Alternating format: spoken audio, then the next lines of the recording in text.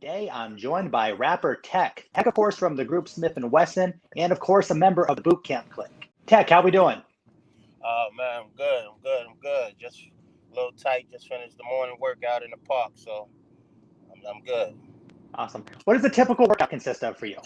Typical workout for me is it switches up. It's plenty, as my man Giant from Bartenders would say. It's plenty of different drinks at the bar. So first we started off with 10 sets around the world, which is push-ups, pull-ups, and dips. And then from there we work different parts of the body. Like today we did arms and shoulders and a little bit of chest and back. We call that superset, and we do like maybe 2-3 different exercises for the different parts of the muscles on top, right back to back. So the intensity is high, you burning the fat, and we call that superset. Excellent. So 2020 has been an absolutely crazy year. How have you handled yourself? How's everything been going for you? Man, I give thanks and praises to God, to the Most High. Every day I make the wake up list, I just say thank you. I get on my prayer rug, make my salat, and I start the day out. I don't leave the house without telling the big man upstairs, thank you, help me get through this day, and we rocking and rolling from there. Each and every day. Excellent. So did you have to cancel a lot of shows then? Or Yeah, we had to cancel the whole tour. We was supposed to be over. I want to say Germany right now oh wow. or Sweden. I'm not sure, but we were Okay. supposed to be over there. I'm not even supposed to be home right now. And here So, we are. and here we are. But it's still good to work because we just celebrated the 25 years of Duck Down last night with Amazon Music and Twitch, the whole Duck Down Boot Camp family. Excellent. 25 years of Congratulations, by the way. Smif-N-Wessun anniversary. Thank you. Get thanks. Thanks to all the people out there who clicked in and who's been rocking with us from day one, from the beginning. Salute. Thank you. Very good. So did you at any point in time during the pandemic have to think outside of the box to keep some money generating in? I couldn't imagine how much money you guys lost. Yeah, definitely. It was because of the pandemic and during the pandemic that I recorded the pandemic EP and was Okay. able to actually build out my own website, techsmokylive.com. Put a couple of pieces of merch on there. Uh, got a few more verses and features was coming in, so it didn't stop from being creative. I think if anything, it made a lot more people tap into more of their creative sides because it really set people down and was able to put life into perspective for what it is and what's actually important to you, which is family first, God above everything, and from there you just figure your day out. Okay, so let's kind of go to the beginning. Did you have musical influences growing up? Was it in the family? Did you always know you'd be in the industry? Nah, I wanted nothing to do with the industry myself, Oh, bro. Keep it honest. Just keep it a buck. But yeah, my uncles and my pops was in groups and bands. My dad used to play in some of the bands with James Brown. He used to move around with him from time to time. He wasn't in the original immediate band, but he would move around playing drums, a couple of keys and horns every now and then. My uncle was heavily music influenced. They was putting up 45s out. Mention his name, my uncle Elwood on the All album. My cousin Fitzgerald from Tennessee, and my mom's uh, my baby, my mother, my angel was a minister in the church. So I was I was privy to both sides of the music. But as far as me wanting to be in the industry, nah, I had no clue it was gonna take me there. The music chose me. I didn't really choose the music. okay. What do you mean by that? Music chose you. I say the music chose me because I had so many family members, my moms and dad, uncles that was doing music already. It's like I was born into the music. Then Okay. during school, I wasn't competing in no talent shows or nothing like that. I was doing more boxing and things like that. Just you know, uh, doing regular nefarious teenage shit basically. And coming up, I was closer to my mom's than anything. So I was almost basically raised in the church at that time. So I would see, I would be there where she would direct the choir, or she would have a Bible study group or a prayer group, and all the songs and hymns that they would do would just be in my head, would just stick with me. And I guess as I grew older and started getting more into the music, I guess those melodies that were still in my head and in my heart was able to, I guess, manifest themselves more through the music, through the writing of it. So I kind of credit that to helping me be able to put the pen to the pad. Very good. Can you think of the first time somebody recognized you and like, oh, this tech guy can really rap? Damn, I don't know. I guess when we made The Shining, I guess from there it was like, hey, you might be on to something.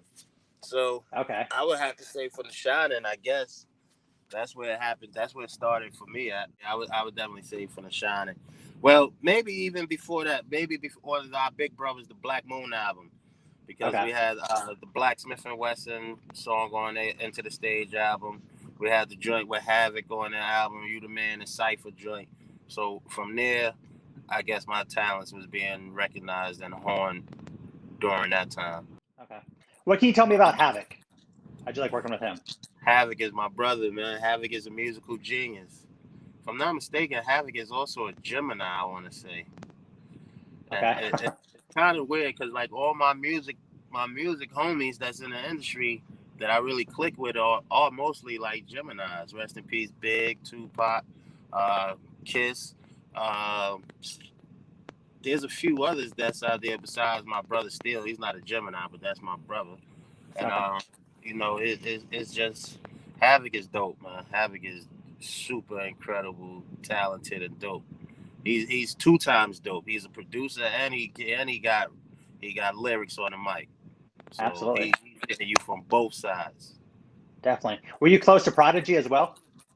Prodigy was also a good friend of mine. Yep. And what's crazy is right before his untimely passing, we was getting a little tighter with each other. We was really kicking it and rocking it with each other, hanging out a little bit more. I remember shit at one time, they was calling Prodigy the best rapper in the game at one time. It's unfortunate that it's like that with a lot of talent, not only in the music, in the art world period or in life period. Once someone passes and transcends on, you happen to see more of their work or what they was doing or what they was into. So now you take your third eyes open more, or almost like you want to dive more into this person and see what they was doing and what they was about. And from there, you know, you open up your mind to it. So it happens like that more than often. Definitely. Yeah, it's just crazy. I mean, when some people recognize the infamous or Shook ones or something like that in 2015, 16, like, dude, I've been rocking that since the mid-90s. Man, it's timeless. It's timeless. It's timeless. Definitely. I remember when they was over at Loud Records. It's timeless. When I first heard Quiet Storm, my shit was like, oh my God. Incredible song. This dude is fucking brilliant, B. What would make him even go over that beat? Like, how? Who did that? Like, right. That entire album, Murder Music, was incredible. But. Yeah. Even the movie Murder Music was my joint. I enjoyed watching that, seeing them film it out here in Red Hook, Brooklyn. That was dope. Beginning, so BCC and Smif-N-Wessun both started about 1993. Is that correct? Well, Black Moon dropped in like 92, I want to say. Okay. Because it was like the New Year's of going in from 91 to 92. I Got You Open, did the video, freezing in the winter in Central Park. Then we shot the other one, freezing in the winter at Prospect Park. So once Black Moon dropped, I would say Smif-N-Wessun, BCC was hitting 94, 95. How did you and Steele become a group? Was it organic? Did you guys get put together? I mean, pretty much just from hanging out, man. Just from our family members knew each other, cousins and shit like that, and we went to the same high school. But our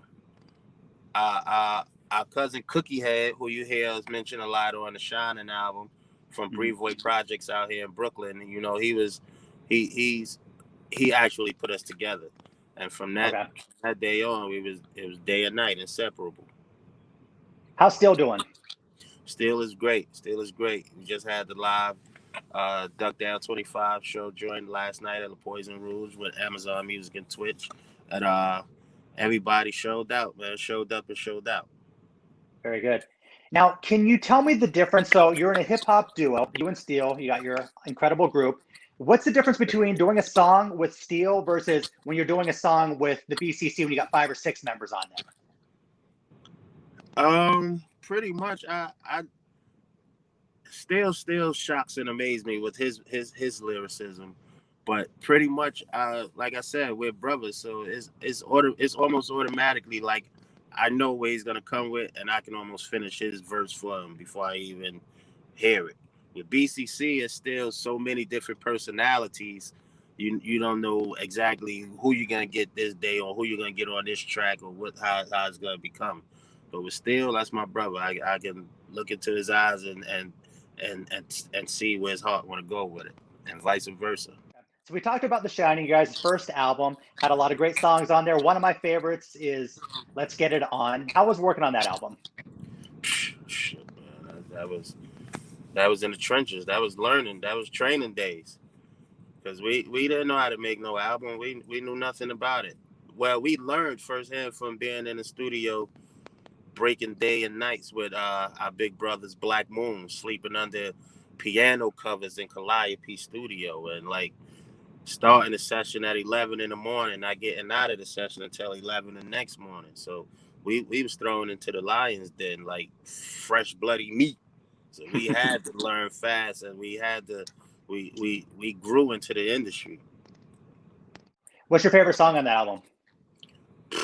Oh man, I love that whole album. That whole album, it put us on a different plateau and a platform that showcased us to the world. I can't have one favorite joint on that album. That album is too much.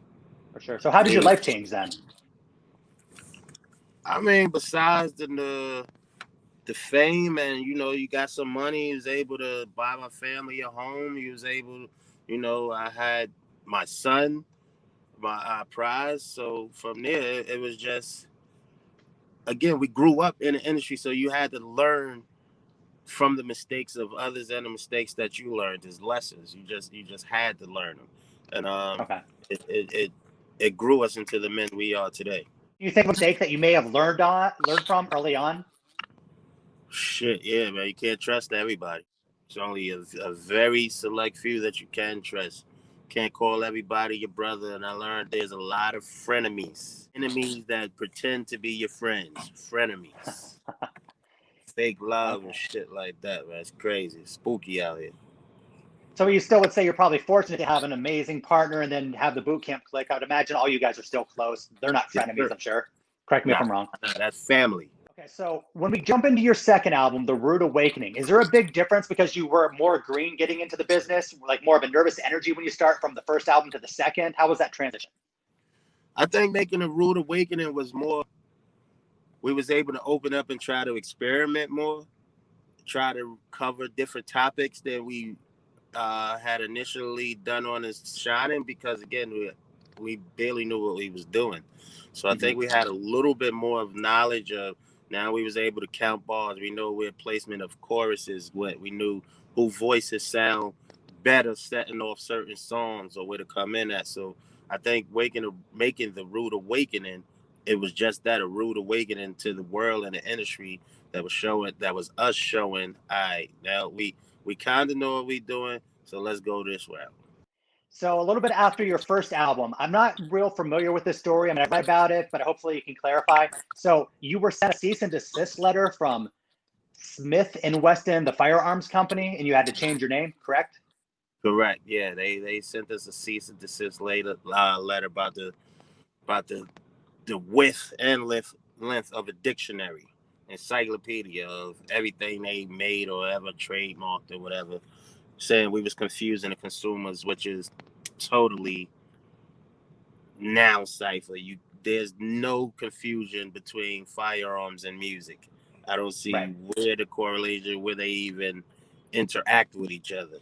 It spelled totally different, and it had nothing to do with that. So then we switched over to the Cocoa Brothers, and we still had the fight on our hands. And right now we're back to Smif-N-Wessun. See, they did so much underhanded shit. They damn near went bankrupt just for not fucking with us. Could have been on top of the world. We could have been the poster boys for Smif-N-Wessun. Damn, yeah. You would have thought it would have been a good combination, but I mean, I'm not a lawyer and I don't pretend to be one, but you spelled the name different. It sounds a little different. That's not illegal. Correct me if I'm wrong. You right. So how could they get away with that? How could they force you to change your name? That was the whole fight. That was the whole purposes of the fight. Like how can you say that? How can you say we're confusing anybody with this? It doesn't look the same. Spelled totally different. We ain't even got no logos that look like yours. So how can you compare the two and say we're disrupting your business? Nah, you can't do that. That's discrimination, man. That's my opinion, my thoughts of why it went down like that. Okay. How did you guys ultimately get your name back? Fighting a lot of time in court, B. A lot of time in court papers going through it and fighting. And we actually got it to where they seen that there was no type of confusion. So they couldn't be, they had to let us rock. Okay. Said you could have been on top of the world. I couldn't imagine. How does that kill your momentum? You guys killed it with your first album. You're going into your second. Does that change things, or you change your name? No big deal. I think the name change was what I want to say. It hurt us because it still opened up a whole new generation of people. It gave us a whole new fan base with Cocoa Brothers. So, but people they didn't really grasp the Smif-N-Wessun Cocoa Brother name change. They thought it was, and then the videos they seen it, so it took them a little while to catch on. So that was right when we really had no momentum, because that was right as soon as we dropped it. So as soon as we dropped it, what little momentum we was building up, it was a cease and desist letter on the desk. So we just had to, instead of just falling all the way off or out of sight, we was able to bob and weave and roll with the punches and come back with Cocoa Brothers. The music was still strong. It's still intact. So in the heart, it's still Smif-N-Wessun. Tim's on season for ass-kicking reasons. Sure. How did Cocoa Brothers come up? How did you come up with that name?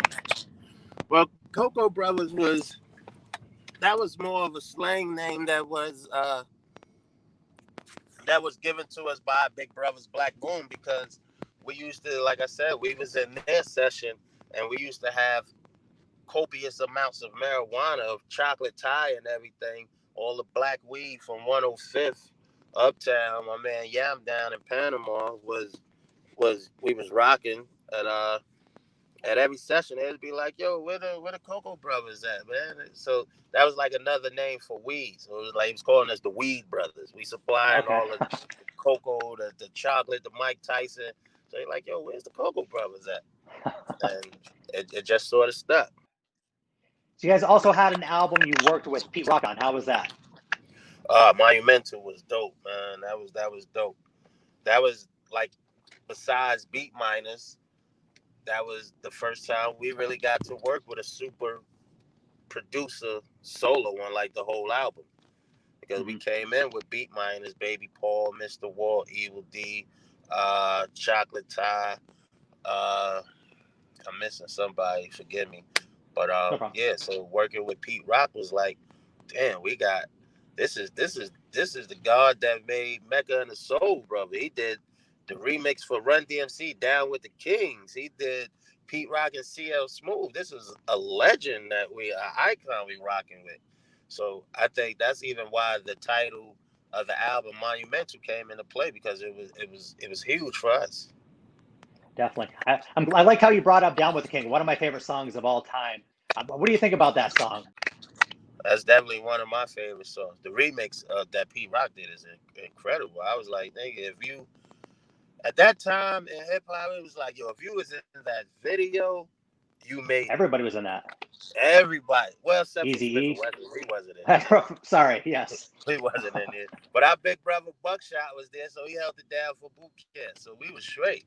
We was happy just to see him in there.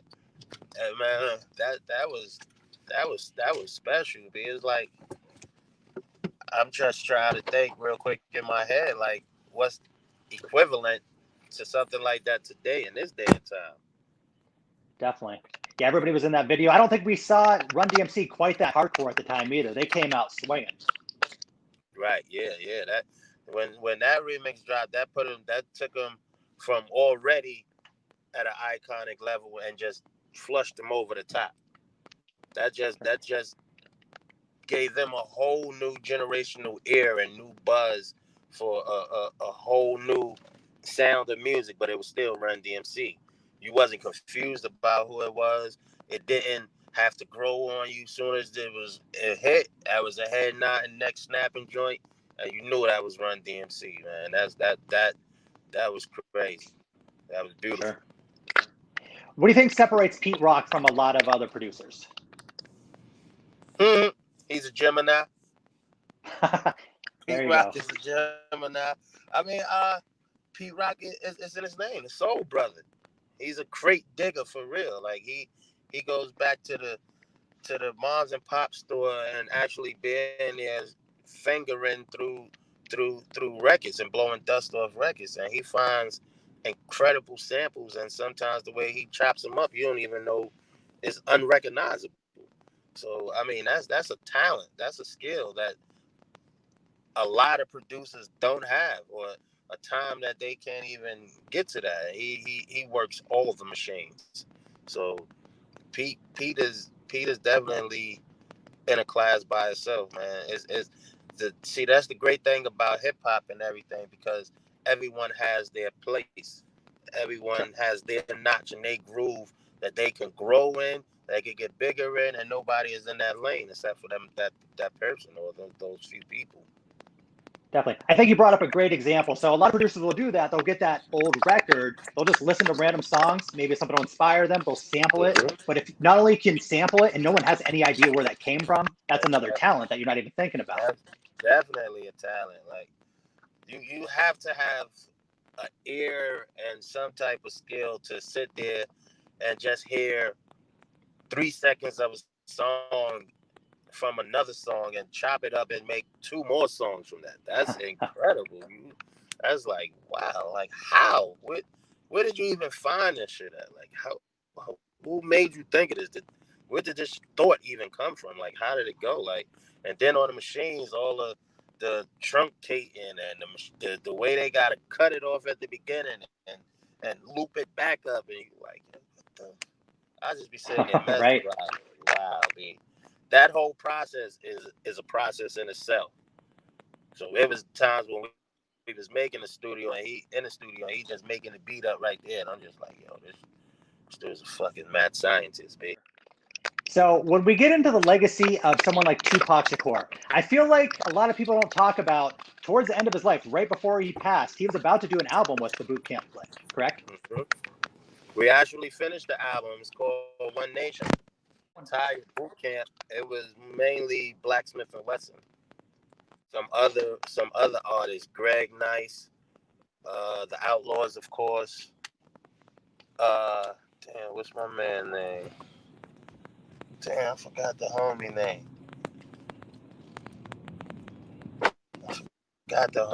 But yeah. On Tupac's side? He was definitely. Say it again? He was someone on Tupac's side that you're talking of? Nah, he was from Jersey. He was from something L. I forgot what his name is, but he used to be down with Buster and them Camp. Talented like from Flip Mode? His name is Spliff Star, Lord have mercy. Who knows? Something like that. Yeah. How did you guys hook up with Tupac? I mean, that was big with all the East Coast, West Coast stuff coming together. Again, Gemini, man, and God made it happen. A lot of them made mistakes. It was actually from when he caught his bid, they did, and we put out The Shine, and I wrote him a letter, basically, and then I just took an insert of it and put it on the album. Just told him, basically, hold your head, stay mighty. We rocking with you, we out here. And when he got out, he remembered that it hit home in his heart while he was locked up. And when he got out, he made a call. He gave us a call. He was like, "Yo, Buckshot, Tupac on the phone for you." Back then, it was like it used to be These shits called the Janky Jerky Boys, and they used to always do prank calls to people. The prank calls. And he was like, yo, who the fuck is playing? This ain't no damn Tupac. Like, this is a Tupac? Right, so he called right back. He's like, yo, took the bus shots, Tupac. He's like, yo, stop calling this fucking phone, B. I don't know who you playing with. Who you think it's Clik? He called right back. It's like, wait, hold on. What you say? Tupac. Like, Buck, Tupac on the phone for you. From there, that was it. Yeah. Went to the crib, stayed out there with him. Went from the crib, from the mansion to the movie set. He was filming down there 3 movies. What's the movie? Shit. Gridlock, I think, was one of them. And it was something with a bullet. Some shit. He was filming that and doing a bunch of MTV joints. So it's pretty much written right there. And all the interviews and all the little bunch of the Tupac documentaries, you catch a glimpse of us in the background here and there and everywhere, like shooting pool and just rocking with him, because that's how we was moving around. And that was there in the middle of the East Coast, West Coast, which was, he was trying to nullify it and make it and tell people, yo, there's no East versus West. We all brothers, we all kings and queens. We can do this together and let's rock it and make it one nation. That's why it was. Okay. So the album was finished, but it never was released, correct? Correct. It's just sitting around, and for legal reasons, you can't release it, or?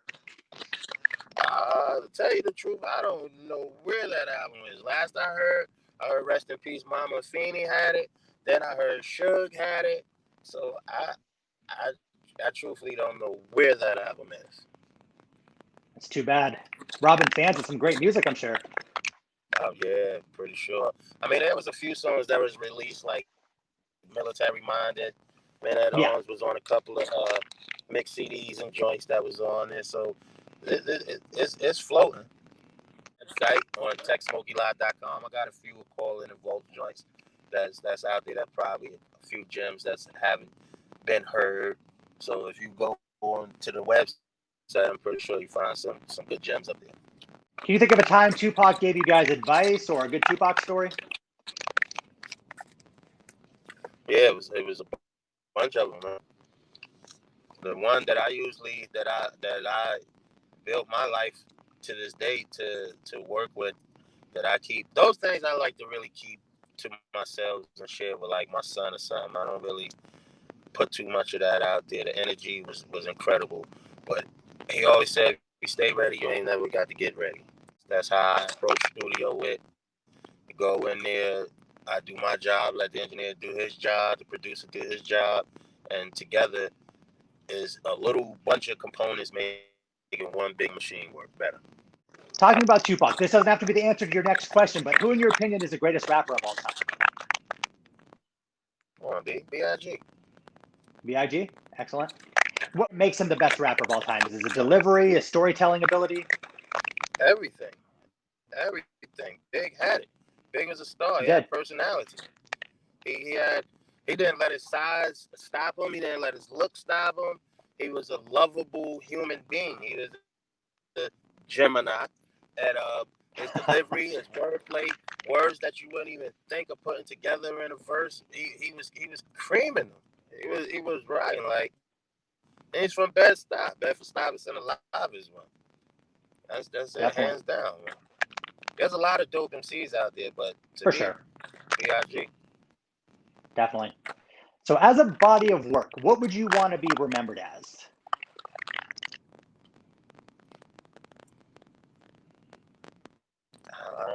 I don't even know how to answer that because it ain't over yet. Of course not. I don't see it ending in the near future either. So that's kind of hard to answer. I don't know. I don't know, man. A Muslim, God-fearing man, a father who loves his child, his kid, a good human being, someone you can call a friend and depend on, a great husband, a son, an uncle, I don't know, whatever it is you want to call it. Sure. Excellent. There's a lot left. Lot left for that body of work that you'll be adding on to. So excellent.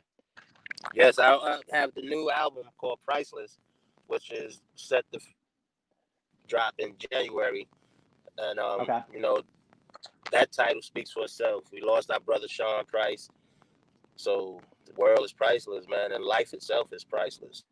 There's so many things that money can't buy that makes it what it is. Definitely. And that's going to segue into my off the radar segment. I did want to dedicate it to Sean Price. Can you tell me about Sean? How was he to work with? Tragic that we lost him in 2015. Was he easy to work with? Hell no. How was he to work with? How was he to work with? Sean was crazy, man. It's what you see is what you got with Sean. That wasn't none of that, no gimmick. That wasn't made up. That wasn't no character he was portraying to be. That was him. Sean Price all the way. Ruckus. That was it. Like, I mean, of course you already Mike Tyson bars. His wordplay was crazy. His delivery was beyond crazy. And he had his little finger snaps and the way he would be moving on stage. His breath control for a person of his size was crazy. And he was just so dope, man. He was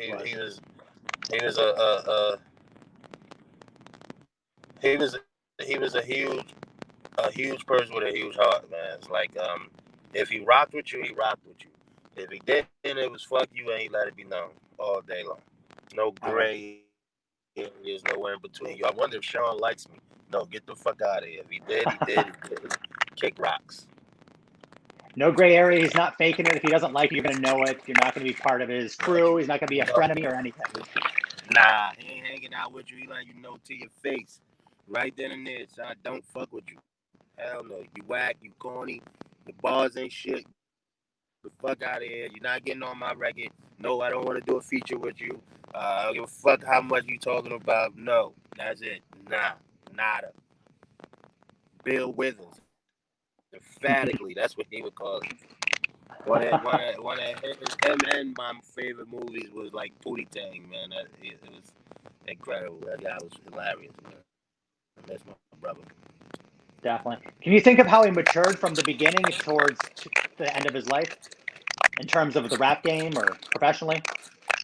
I mean, yeah, because he knew, basically he knew before anybody.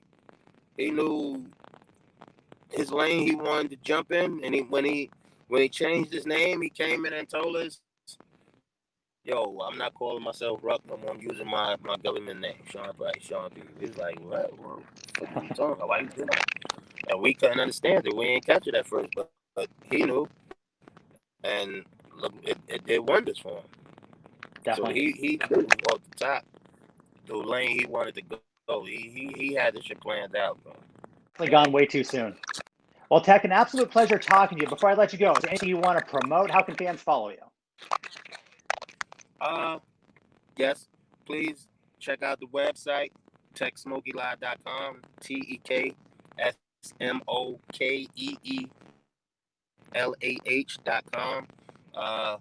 We got the joints we missed, the Lost G mixes. We got the pandemic up there, some merch up there, some interesting content. The YouTube channel. You can check me on Twitter or Instagram. You know, Tech Smoky Live. That's it. I don't fuck with Facebook. I don't have Facebook. So sorry. Okay. We about to put the new movement of Culture Pushers, which is going to be dropping, which consists of myself, my brother Flash, my brother Bristol, the Plug Flip, Brooklyn Flip, Yo. Lil C's from Junior Mafia, Nice. rocking with our boy Roy Flush. It's coming, man. Be on the lookout for Amadaya King, which is my brother Flash's Hip Hop. That's his album about to drop. And Culture Pushers, man, we taking over. Excellent. Get my brother Chills. Okay. That's the future right there. Y'all gonna hear him soon. Chills. Okay. He's someone that's working with you, or? Yes, definitely. Lambeau Valley. Man, we got talent out here in Brooklyn, man. The Culture Pushers is gonna give it to me, pushing the culture forward. And we can find all this music on all platforms, I'm guessing. Yes, sir. You're gonna be one of the first that we come to and get it rocking with. So let your people know, and as soon as it's ready, we gonna hit you with it. Perfect. All right, Tech. Thank you so much for your time today. Thank you, brother. Anytime. I'm here. Salute. Yes, sir. Thank you.